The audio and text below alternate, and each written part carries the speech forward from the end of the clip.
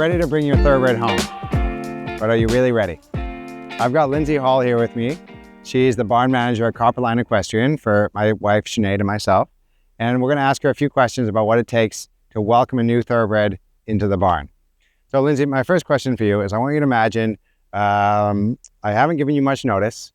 I've just called you up. I've given you maybe a few hours and I'm saying, Lindsay, I've got a thoroughbred. I'm really excited about him. He's only been off the track a couple months. I don't know much about him. I'm bringing him home. What's your first reaction? Tik, I need more notice.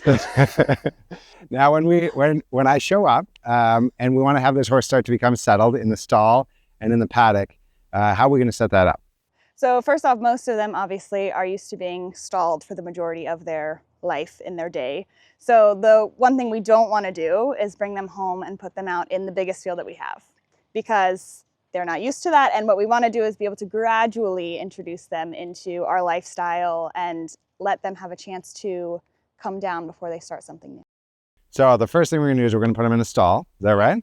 So are we going to just put them in any old stall, or are we going to try to find a match somehow inside or outside or with a friend? You know, what's going to be our process there? Yeah, so most horses like to have the company of other horses. So ideally we would put them in a stall where they can see other horses, depending on how their energy is when they come off of the trailer. Depends on whether or not we think that putting them directly next to a horse that they can touch noses with, or just in a stall where they could see other horses. Depends on them. And you say most horses like to be with other horses, but can you think of an example with a horse that just kind of felt like he wanted to be by himself more? Does that happen as well? Yeah, you get those occasionally. If they come off and they are not feeling connected to anything around them or the people, and they just feel totally overwhelmed, sometimes it's nice to just give them a quieter place away from everything to come down on their own.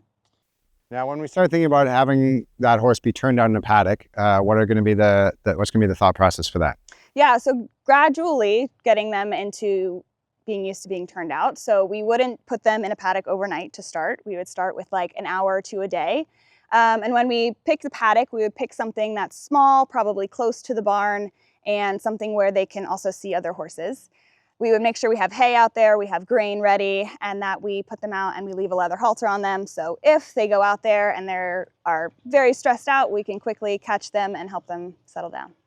And what about turning them out with other horses? Is that something that we're going to think about doing? So most young horses are pretty playful, and a lot of the time you'll see that if they don't have an outlet for their play, that they can get pent up energy in their stall and they can have some bad habits come out. So most young horses like to be out with other horses, whether that be young or old, depends on the horse. But so we would kind of look at our barn, see what horses we have here, and see if we could find a good match that they would be happy outside together. Well, thank you very much, Lindsay. And next up, we're going to talk about feeding, nutrition, and having the vet and farrier out for the first time.